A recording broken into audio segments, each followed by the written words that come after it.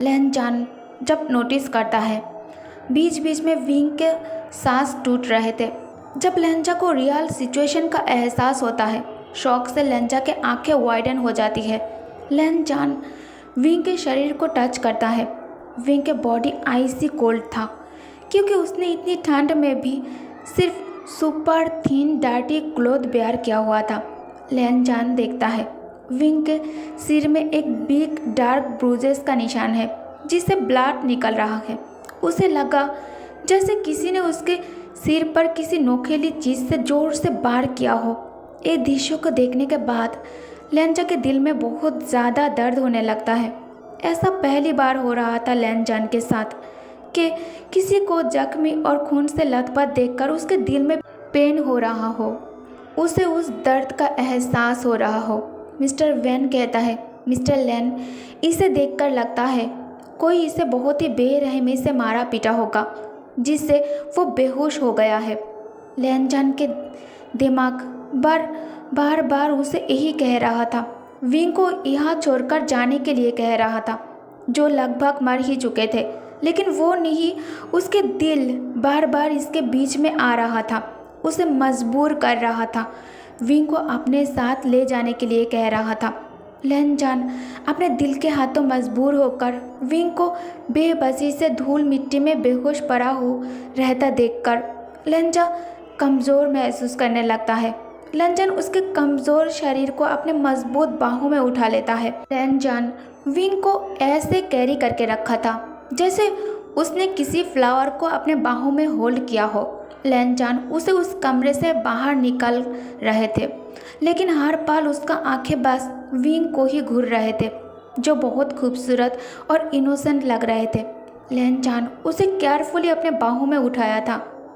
ज़रूर उसने अपने बाहों में उसे उठा लिया था, लेकिन उसने विंग को मजबूती से अपने बाहों में पकड़ लेता है, क्योंकि विंग फेदर की तरह हल्के और कॉटन की तरह सॉफ्ट है। लेंजा की इस हरकतों पर उसके आदमी और मिस्टर वेन बहुत ज़्यादा शॉक्ड था, क्योंकि लेन जान कभी अपने बाहों में आज तक किसी लड़की को भी नहीं उठाया था। लड़का तो बहुत दूर की बात है। लेन जान 17 साल के विंग को आसानी से अपने बाहों में कैरी करके नीचे लेकर आया और नीचे आकर गुस्से से चिल्लाकर कहता है, मिस्टर वैन, कहाँ हो तुम? अभी के अभी इधर आओ। मिस्टर वैन भागते हुए ऊपर वाले कमरे से बाहर आए और लेंजा के सामने आकर खड़ा हो गया। मिस्टर वैन लेंजा के इस रूप से हैरान था और उसके बाहों में विंग को देखकर और भी ज़्यादा हैरान था, लेकिन फिर भी उन्होंने लेन जान के सामने नॉर्मल एक्ट करने की कोशिश करता है। इससे पहले कि मिस्टर वैन कुछ कह पाता, लेन जान कहता है, इसे लो और जाओ यहाँ से फास्ट। मेरा मुंह क्या ताक रहे हो तुम? उसे जल्दी से हॉस्पिटल लेकर जाओ। उसे कुछ नहीं होना चाहिए।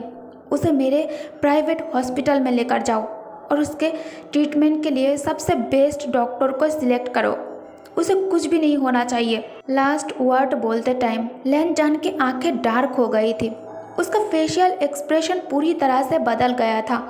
इस रूप में लेंजा एक माफिया किंग से भी ज़्यादा खतरनाक और डेविल लग रहा था। लेन जान कहता है, मैं उसे किसी भी हालत में जिंदा देखना चाहता हूँ। मिस्टर वैन लेंजा की बातों पर नोट करता है और तुरंत विंग को लेंजा की बाहों में से ले लेता है। मिस्टर वैन विंग को लेकर जैसे ही दरवाजे की ओर जाने लगता है, पीछे से एक चीख उन्हें रोक देता है। मिस्टर वैन ये देखने के लिए पीछे मुड़ता है कि कौन है। ये कोई और नहीं बल्कि विंग के फादर थे। विंग के फादर एंगर से स्क्रीम करने लगता है और वो विंग को इतना नफरत और घृणा करते हैं कि वो घृणा से विंग के लिए अब शब्द अपने मुंह से निकलने लगता है। विंग के फादर परिणाम के परवाह किए बिना गुस्से से चिल्लाने और चीखने लगता है। विंग के फादर चिल्लाते हुए कहता है, उसे छोड़ दो, उसे मरने दो। यहाँ वो जीवित नहीं रह सकता। मैं उसे जीवित नहीं रहने दूंगा। उसे मरना होगा। मैं उस मॉन्स्टर को मौत की घाट उतार दूंगा। विंग के फादर के हरकत से हर कोई दंग रह गया, यहाँ तक लेंजा भी। लेकिन उसके बाद कंप्लीट होने से पहले लेन जान गुस्से में उसे लात मारकर वही ज़मीन पर गिरा दिया। लेनजान मिस्टर वैन की ओर देखा और कहा, फास्ट, उसे लेकर जाओ यहाँ से। उसे कुछ भी नहीं होना चाहिए। मैं इस बदमाश से डील करूँगा। तुम उसे लेकर जाओ।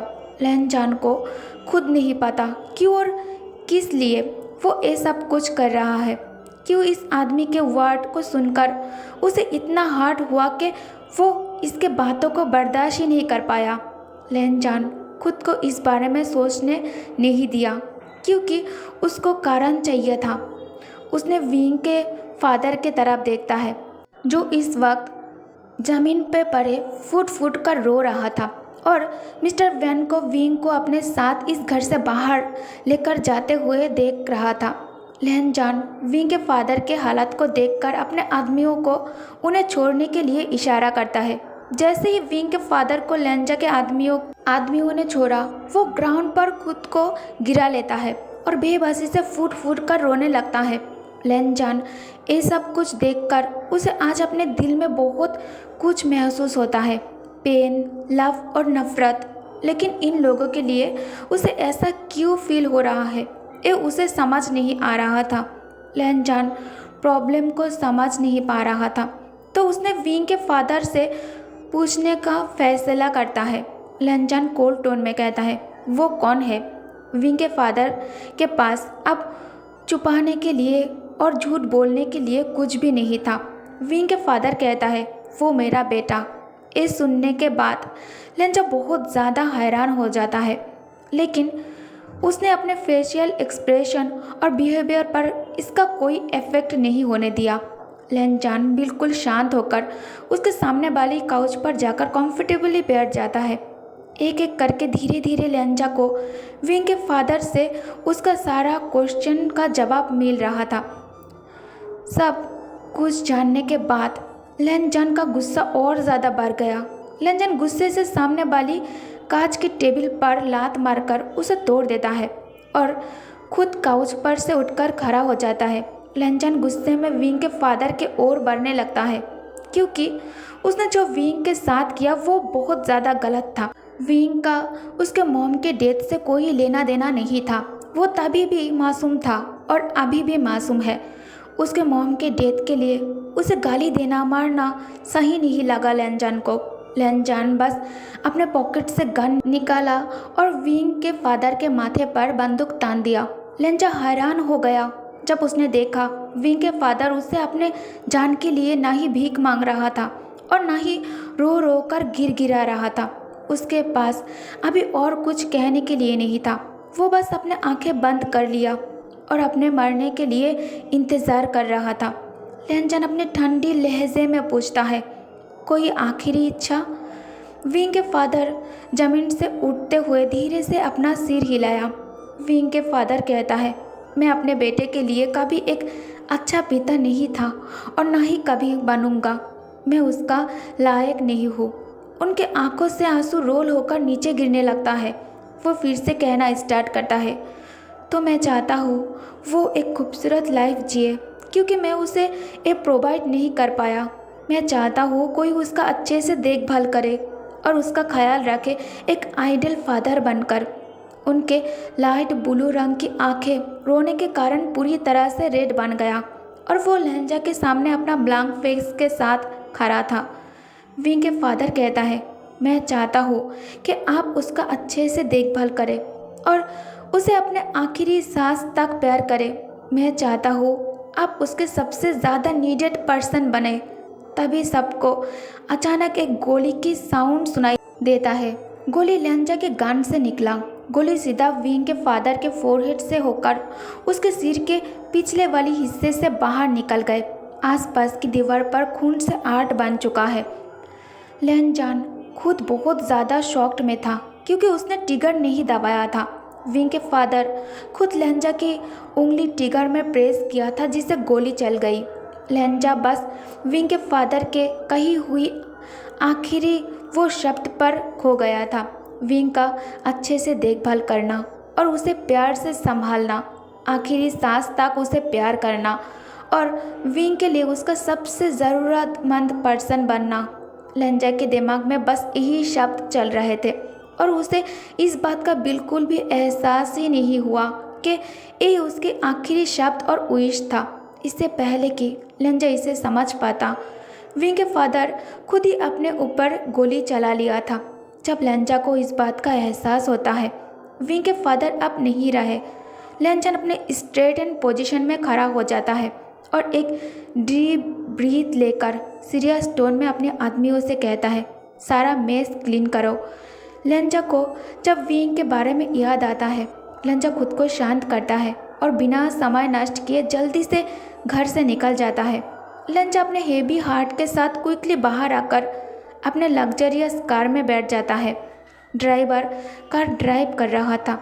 लेंजा के दिमाग में अभी भी बस वही शब्द घूम रहा था जो विंग के फादर मरने से पहले उससे कहा था। लेंजान अपने सोच में इतना बिजी थे कि उसने ध्यान ही नहीं दिया वो लोग अभी हॉस्पिटल के बाहर थे। ड्राइवर सेकेंड टाइम कहता है, सर हम हॉस्पिटल के बाहर हैं। ड्राइवर के बातों से लेंजा अपने ख्यालों से वापस आता है। लेंजान के बॉडीगार्ड जो दूसरे कार से उसे फॉलो कर रहे थे जल्दी से कार से बाहर आया और लेंजा के लिए कार की डोर ओपन किया। लेंजन स्लोली कार से बाहर पैर रखता है।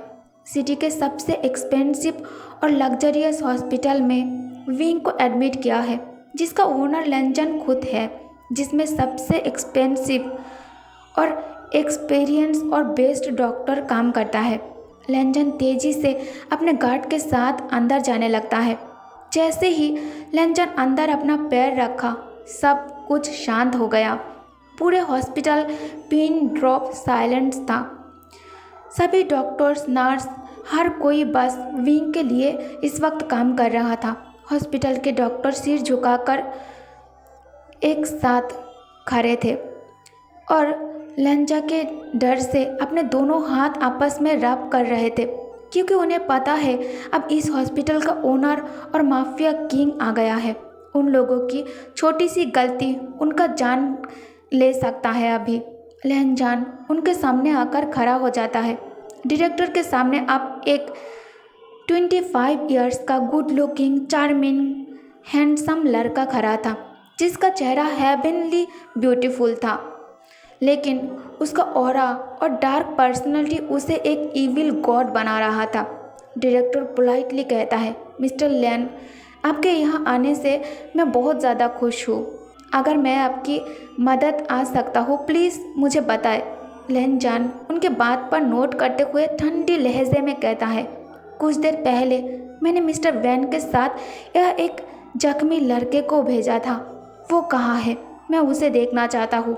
डायरेक्टर कहता है, यस मिस्टर लैन, हमने उस पेशेंट का बेहतरीन ट्रीटमेंट के लिए इस हॉस्पिटल के सबसे एक्सपीरियंस डॉक्टर को भेजा है और उस पेशेंट को हॉस्पिटल के टॉप फ्लोर पर सबसे एक्सपेंसिव और वीआईपी रूम में शिफ्ट कर दिया है, ताकि उसे कोई डिस्टर्ब ना कर सके। प्लीज़ मिस्टर लैन, आप मेरे साथ आ जाइए, मैं आपको स्पेशल कमरा शो करता हूँ। लैन जान सिर्फ कहता है और डायरेक्टर के साथ एलिवेटर की ओर जाने लगता है। जैसे ही लिफ्ट का डोर ओपन होता है, लैन जान लिफ्ट में एंटर करता है। टॉप फ्लोर पहुंचने के बाद लेंजन एलिवेटर से बाहर आकर तेज़ी से चलने लगता है।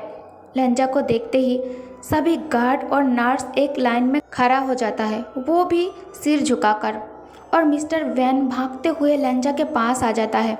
उनके पीछे डॉक्टर भी आ जाता है। लैन जान पूछता है, वो कहाँ है और अब वो कैसा है? डॉक्टर लेंजा के बात पर नोट करता है और अपने हाथ में जो फाइल है उसे देखते हुए कहता है, मिस्टर लैन प्लीज़ काम डाउन, पेशेंट बिल्कुल ठीक है और उसे समय पर हॉस्पिटल लाया गया था।